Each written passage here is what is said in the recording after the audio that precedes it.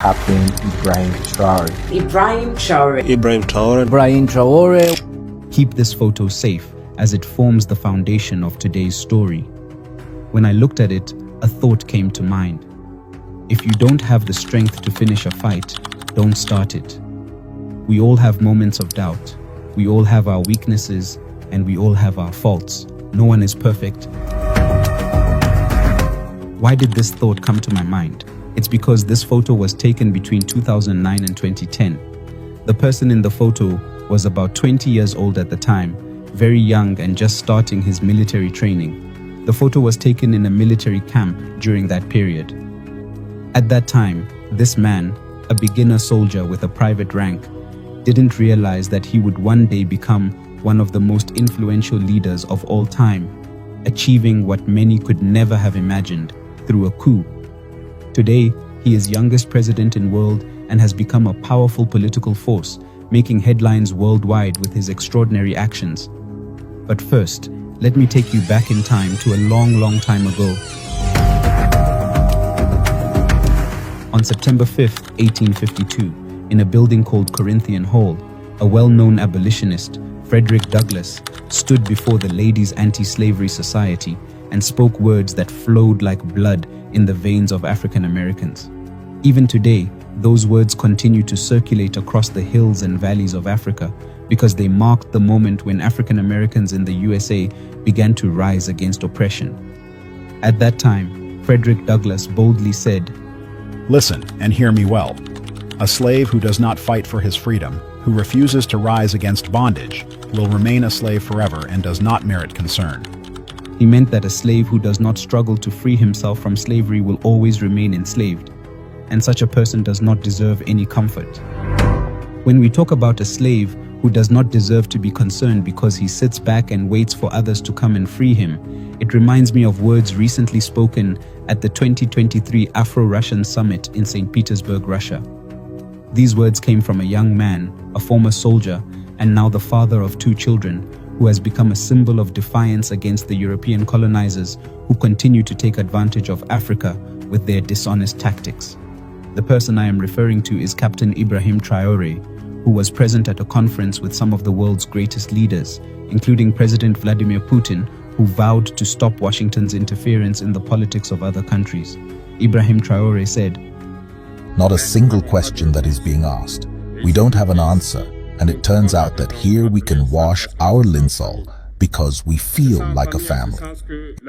It feels like a family in the sense that Russia is also a family for Africa." He accurately quoted the words Frederick Douglass said in 1852, which means this young man thoroughly read books without skipping and understood what was hidden within them. Those from the West call him a military junta, but he says that this also speaks to him. As for others who have heard what he says, what he does, and his political struggles, they immediately accepted what Magdalena Villaba called metempsychosis in 1976. In this theory, this scholar boldly claimed that in this mindset, when a person dies, their soul leaves their body and wanders in the air until it enters another person who then acts and behaves as the previous person did. Those who observed this concluded, no doubt, when Thomas Isidore Noel Sankara, the hero and renowned figure from Burkina Faso, died tragically on October 15, 1987, his soul left Ouagadougou, where he died, and traveled past the Kokologo region, passing through the bowls of Koudougou and Dédougou. By the following year, 1988, it had settled in the commune of Bundukui, where Ibrahim Traoré was born that same year and grew up to resemble Thomas Sankara. The prophecies in the writings of Magdalena Villaba, Kurt Friedrich Gödel, and Arthur Schopenhauer, which claimed souls would leave one person and enter another, were fulfilled in the land of Burkina Faso, known as the land of upright men, as the people of Burkina Faso proudly say in their praises and tributes to their hero, Thomas Sankara.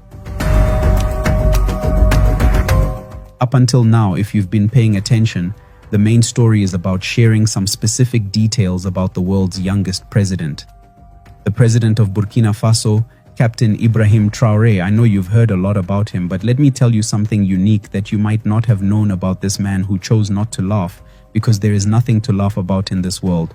Let's dive into the thoughts and ideologies of this bold man who swore to lead the country, wearing face masks like the ninja warriors from faraway lands such as Yamashiro, Iga, and Yamato.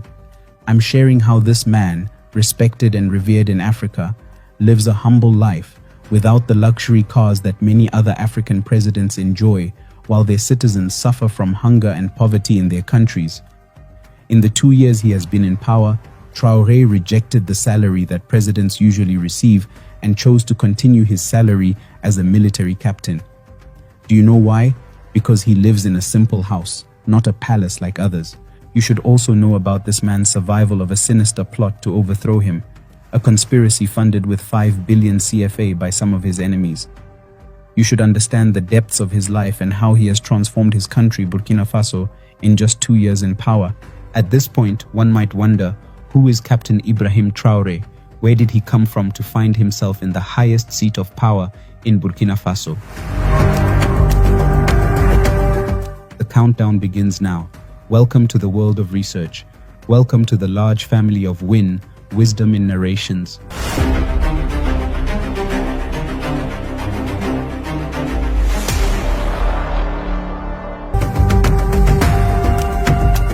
Captain Ibrahim Traoré was born on 14th March 1988 in Kera, Bondokui, Muhun province of Burkina Faso. He attended primary school in his hometown Bondokui and secondary school in Bobo Dioulasso, Burkina Faso's second largest city. In this school, he was known as being quiet and very talented. Unlike his predecessor, Damiba, and many other Burkinabe officers who embraced a military career as teenagers, Ibrahim Traoré had a civilian background before joining the army. In 2006, he moved to Ouagadougou, the capital, to study geology at the Joseph Kizerbo University. In the latter, he rose to delegate and became known for defending his classmates in disputes. He graduated from the university with honors. In 2009, Ibrahim Traoré took a bold decision and joined the Georges Namwano Military Academy. This academy is a second-tier institution compared to the prestigious Kadiogo Military Academy, KMP, of which Thomas Sankara and the former President Damiba are alumni.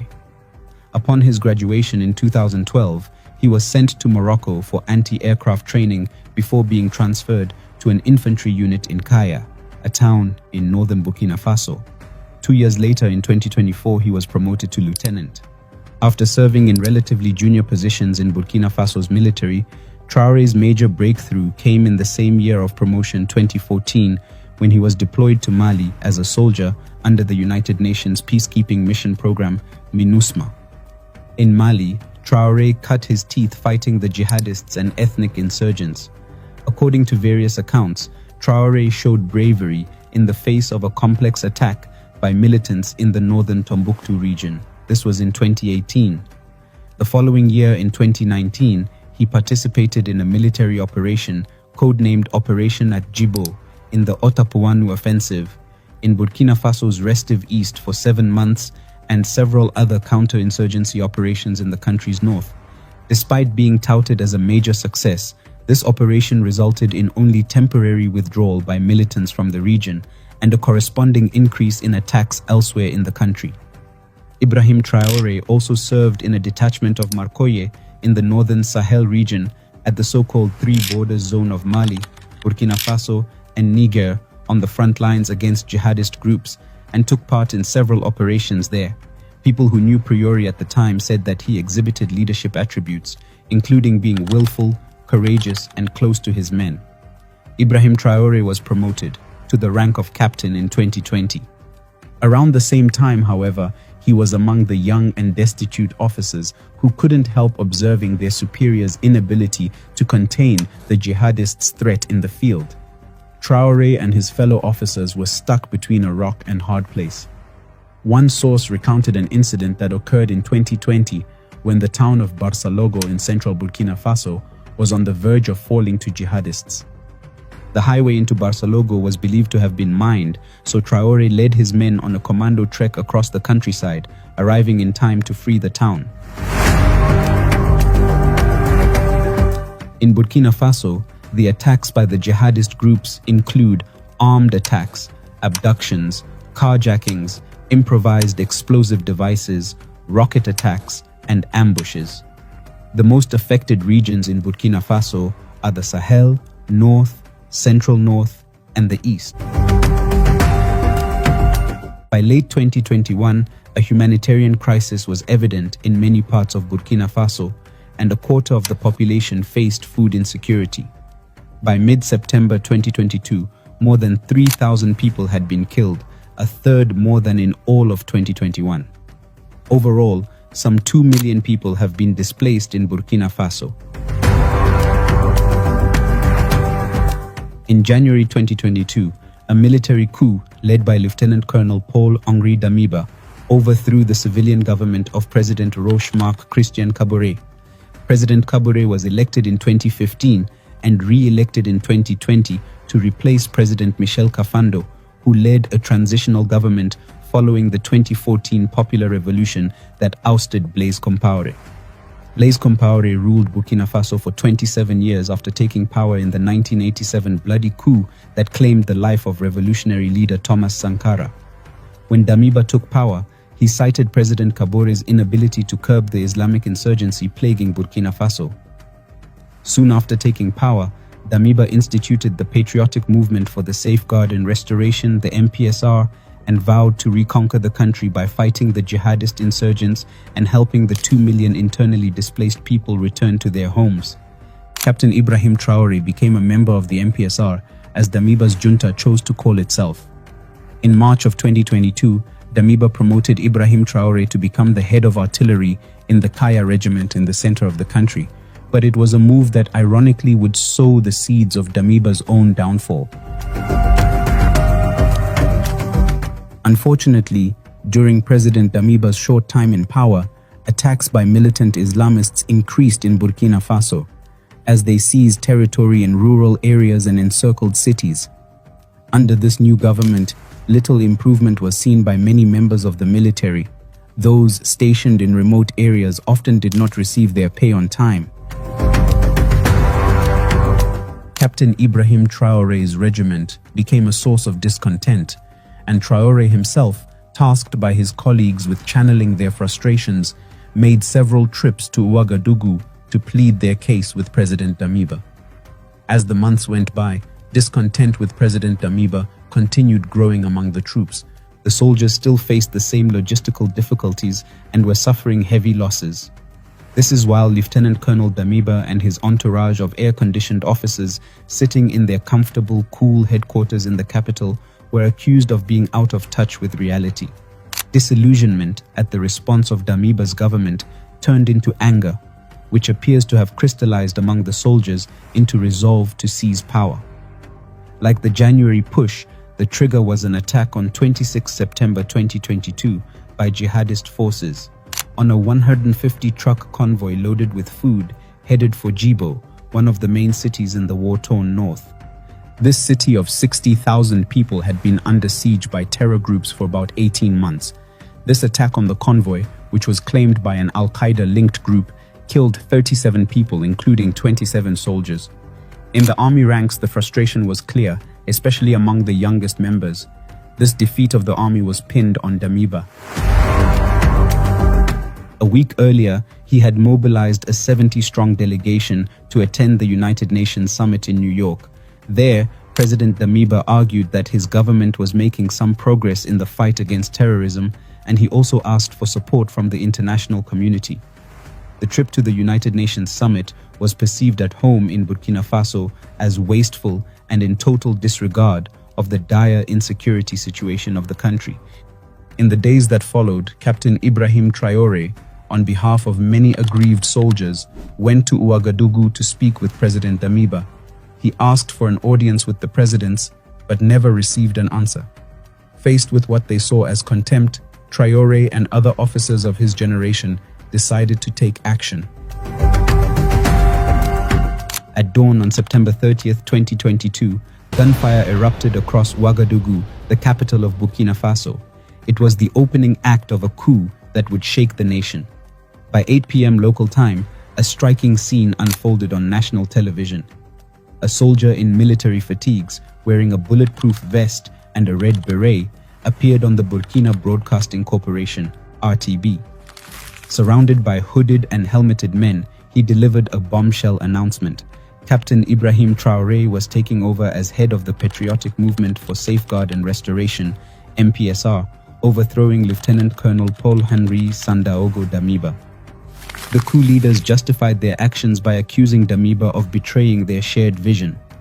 They claimed he had failed to address the deteriorating security situation that had initially motivated the January 2022 coup, which brought him to power.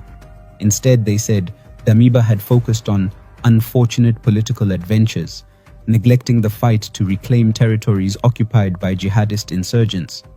According to Traoré, he and other officers had attempted to persuade Damiba to refocus on the rebellion, but his refusal left them with no choice but to remove him. Discontent had been brewing for months, especially among younger officers who carried the hardest burden of the fight against armed groups linked to ISIL and Al-Qaeda. The elite Cobra unit, known for its frontline operations, faced delays in pay, further deepening frustrations.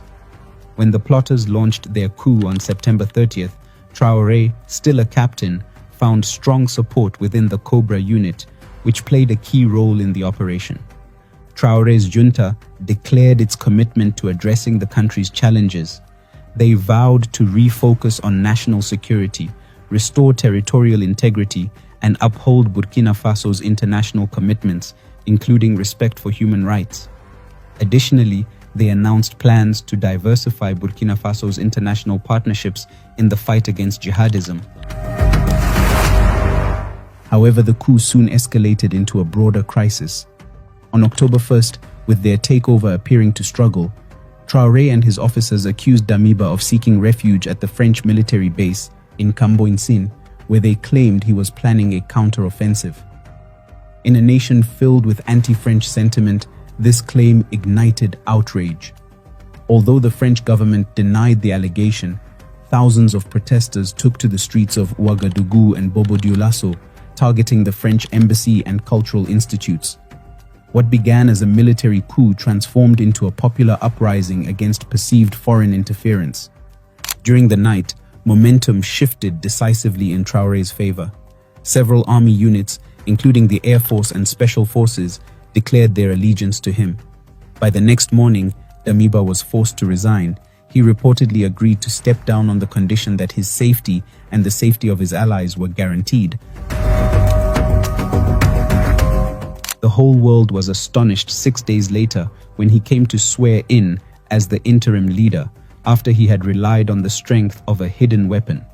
At that time, he arrived at the venue before the press and its writers, wearing military attire and walking with a step that made you remember his role was to engage in combat. What surprised those present was that he was wearing a face mask, as he didn't want those watching him to see his face, which could have scared some of them. Then, a document with 3 sentences in French was handed to him. With his hand raised, he said, I swear before the people of Burkina Faso and on my honor to preserve, respect, uphold, and defend the Constitution, the Charter of Transition, and the laws, to make every effort to guarantee justice to all inhabitants of Burkina Faso. At just 34 years old, Captain Ibrahim Traoré was installed as transitional president, becoming the world's youngest leader at the time.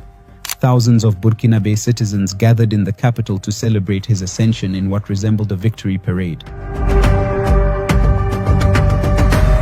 Captain Ibrahim Traoré is so young that to match his age to Paul Biya, the 91-year-old president of Cameroon and Africa's oldest leader, you would need to double Traoré's age and then add 19 years. Captain Ibrahim Traoré remarked that he has no interest in the formalities of wearing political suits or engaging in political posturing. His focus is on reviving a nation that seemed to be falling apart. He declared that he is prepared to make any sacrifice to ensure his country can once again breathe the air of peace and freedom. No sacrifice will be too great to take this country out of the situation in which it finds itself. So, our commitment is for a return to peace, and our compass will always be the people. However, it became evident to the more observant minds that Ibrahim Traoré is backed by a man of St. Petersburg, Vladimir Putin. Just 2 days after the coup took place, a journalist from the New York Times, Eliane Peltier, stated, "In Burkina Faso, the man who staged a coup was himself ousted by another." In this article, Eliane Peltier revealed that he had uncovered clear evidence of the involvement of the Wagner Group and Russia in everything Traoré did.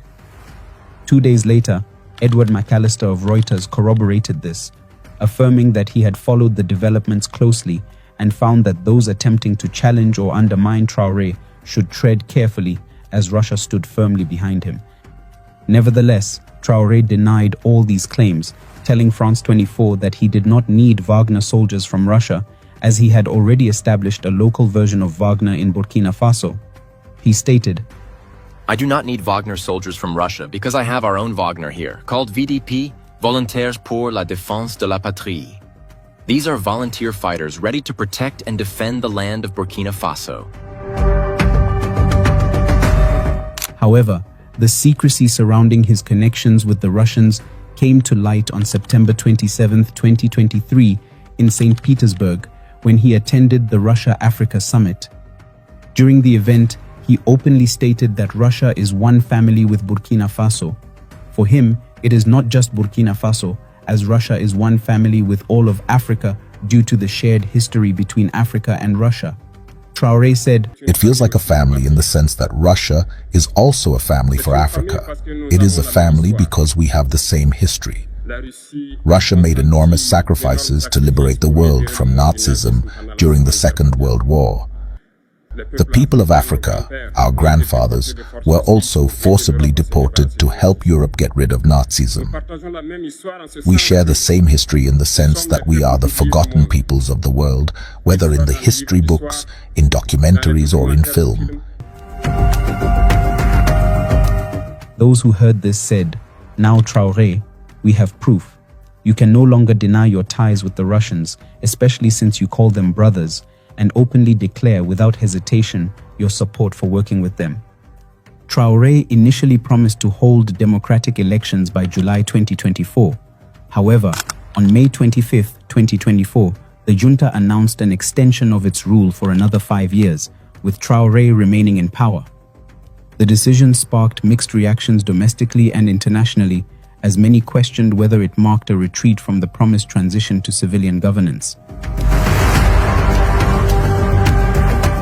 Since Traoré's rise to power, relations with France, Burkina Faso's former colonial ruler, have remained tense. Demonstrations demanding an end to the French military presence reflect a broader sentiment across West Africa and the Sahel, where anti-French sentiment is growing. Traoré's leadership has also seen Burkina Faso strengthen ties with other global partners, signaling a shift in the nation's foreign policy. In January 2023, Burkina Faso gave France 1 month to withdraw its troops as it ended a military accord that allowed French troops to fight insurgents on its territory, citing a wish for Burkina Faso to defend itself. The following month, in February 2023, the two countries, France and Burkina Faso, officially marked the end of French military operations in the West African nation after a flag-lowering ceremony at the French Special Forces camp. Since the time of coup up to today, Ibrahim Traoré consistently appeared in military combat attire, complete with a red beret, tactical gloves, and a pistol on his right thigh. This has become his signature look. So today, how is this youngest president in the world, Captain Ibrahim Traoré, who took power through a military coup, living? Does he ride in luxurious and expensive cars like other African presidents who exist to exploit their countries? Does he live in lavish homes? How does he and his family live? Ibrahim Traoré, the president of Burkina Faso, has chosen a different path, one that rejects the status quo. While most African leaders live in palaces, indulge in luxury, and draw enormous salaries, Traoré made an unprecedented decision. He refused the $76,000 salary, the standard for presidents in his country. Instead, he kept his military captain's pay, which is significantly less. He chose to put his people above personal gain. His story is not just about Burkina Faso, it's about the future of African leadership. In just 2 years, Ibrahim Traoré has done what many leaders on the continent can only dream of achieving in a lifetime. But what sets him apart isn't just his choice to decline wealth, it's his entire approach to leadership. To give some context, in Burkina Faso, the average presidential salary is $76,000 annually. For comparison, the average salary of an African president is $170,000 a year. Meanwhile, the average monthly income in Burkina Faso is a mere $73. But Traoré didn't stop at rejecting his salary. In a bold move to ensure that his people's resources went toward their future, he reduced government salaries by 20%. This was not just a symbolic gesture, it was a real effort to redirect resources from the government's pockets to the nation's most pressing needs. What Traoré did with the money saved from his salary and the cuts in government wages got people's attention. He reinvested it back into the country, focusing on long-term projects that would empower his people. Traoré invested in building schools, mechanizing agriculture, and even setting up textile factories. He took the initiative to create domestic tomato processing plants to reduce dependency on imports and build a more sustainable agricultural sector. But perhaps most impressively, he laid the foundation for oil refineries. These are not short-term projects, they're long-term investments that will drive the country's economy for decades to come. This isn't just talk, these are real, measurable steps toward transforming Burkina Faso's economy. In a continent where most leaders flaunt their wealth, boasting fleets of expensive cars, private jets, and sprawling mansions, Traoré has chosen simplicity. He drives a basic car, wears military fatigues, and lives modestly.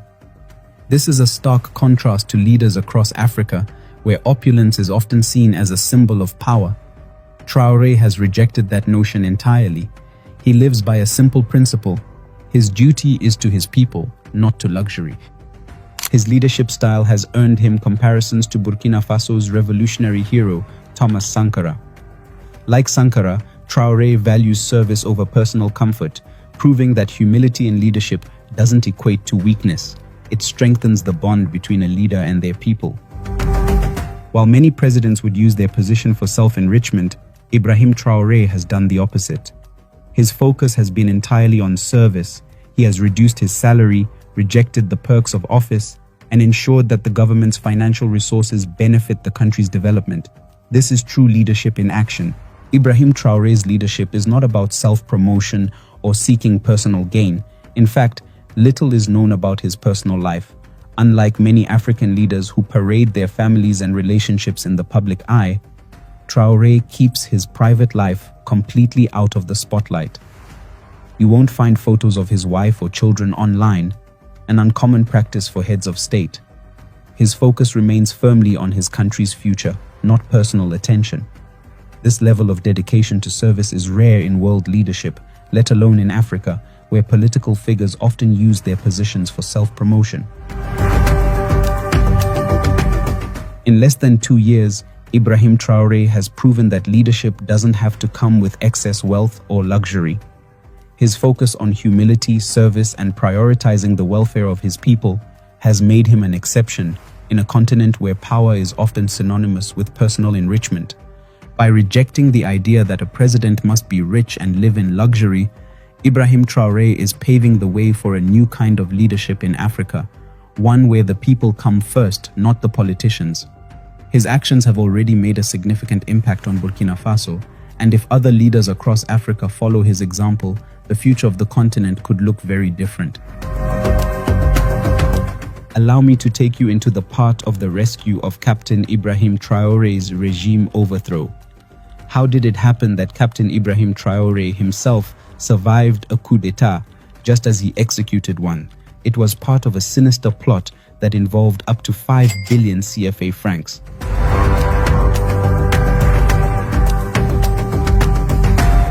Man offers Burkina Faso soldiers $8 million to overthrow government. The Burkinabe Defense and Security Forces have foiled an attempt to topple the military junta with an offer of $8.17 million. On November 8, 2024, Burkina Faso's president faced a life-threatening attack in the capital, Ouagadougou. A covert plot targeting the country's stability was foiled when the military uncovered a scheme involving a mysterious figure who entered Burkina Faso under the guise of a business trip. This individual brought with him 5 billion CFA francs, which were intended not for development but to bribe soldiers into destabilizing the country. The money was meant to fund a coup and shift Burkina Faso's leadership. The suspect, linked to influential foreign interests, sought to exploit the country's weaknesses. Burkina Faso, abundant in natural resources such as gold and other minerals, holds a strategic position in West Africa. As the country had made strides towards stability, certain foreign powers viewed this as a threat. The plot was simple: bribe soldiers with large sums of money to secure their loyalty, igniting chaos that would shift power. However, the soldiers approached by the suspect were not easily convinced. These seasoned veterans had fought against insurgents and extremist groups. Their loyalty to Burkina Faso remained unshaken, and instead of rejecting the offer, they played along, reporting the suspect's moves to their superiors. Over weeks, they gathered critical information and were able to expose the full extent of the conspiracy. On the day of the planned exchange, a sting operation was set into motion. The suspect was apprehended at a warehouse, his suitcase filled with the cash meant for the coup. Hidden cameras and surveillance had recorded everything, providing undeniable evidence of the plot. The suspect's arrest revealed a far-reaching conspiracy, with connections to foreign operatives and mercenaries operating in the Sahel region.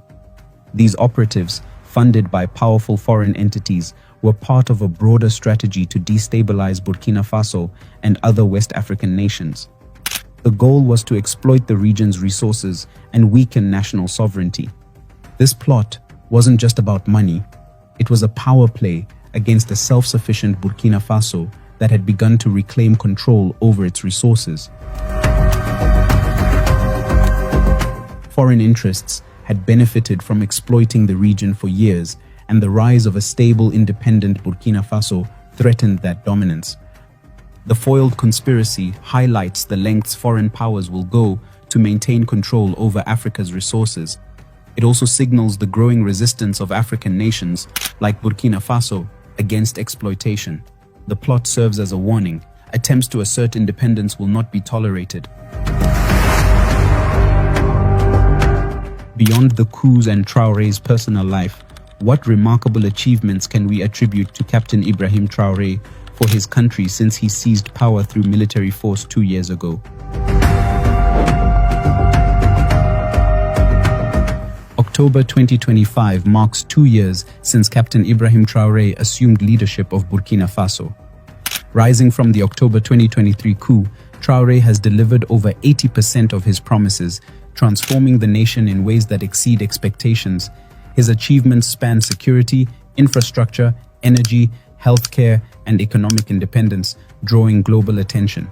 The Faso Rail project is a cornerstone of this transformation, a nationwide railway network connecting provincial capitals. With 75% government ownership and 25% private investment, it includes a manufacturing plant in Bobo Dioulasso, enabling local production of train wagons and rails. The project, costing 70 billion CFA francs, is set to be completed in 18 months, creating jobs and fostering trade. Traoré's administration has embraced nuclear energy through a partnership with Russia's Rosatom to build a nuclear power plant. This project focuses on clean energy, healthcare, and industrial development, reducing reliance on fossil fuels and expanding electricity access. In Koudougou, the pharmaceutical technopole is being built to produce medicines domestically, cut dependency on imports, and improve healthcare access. In the next 5 years, 70 billion CFA franc initiative will create jobs and promote local production. Efforts to increase the value of natural resources include setting up a gold refinery to process gold locally, building a tomato processing plant to reduce the need for imports, and promoting agricultural mechanization This includes free tractor services, subsidized seeds, and fertilizers, which have boosted food security by over 50% in just 2 years. Faso Rapid Intervention Battalion kills 28 terrorists. During Operation Zero Terrorists and the Solenzo pushes, the Defense and Security Forces, FDS, and Volunteers for the Defense of the Homeland, VDP, killed 29 terrorists in Montianqui village on January 2nd, 2025. Military reforms have reclaimed territories once lost to insurgents. Advanced weaponry and strategic alliances with Russia, Turkey, and China have strengthened the military. Key regions like Djibo have been liberated, reconnecting isolated areas and uniting the Sahel region against terrorism. French has been abolished as the official language, reflecting a commitment to Pan-African ideals. Civil servants' salaries have increased, and the Central Bank of Burkina Faso ensures financial independence from France. Renewable energy projects include the nation's largest hydroelectric dam, boosting electricity access, industry, and agriculture. Mobile health clinics now provide essential care to remote areas, addressing healthcare disparities. In just 2 years, Captain Ibrahim Traoré has reshaped Burkina Faso, building a nation defined by resilience, independence, and progress. Considering everything we know about Captain Ibrahim Traoré, what lessons can African leaders learn from him to improve the future of their countries?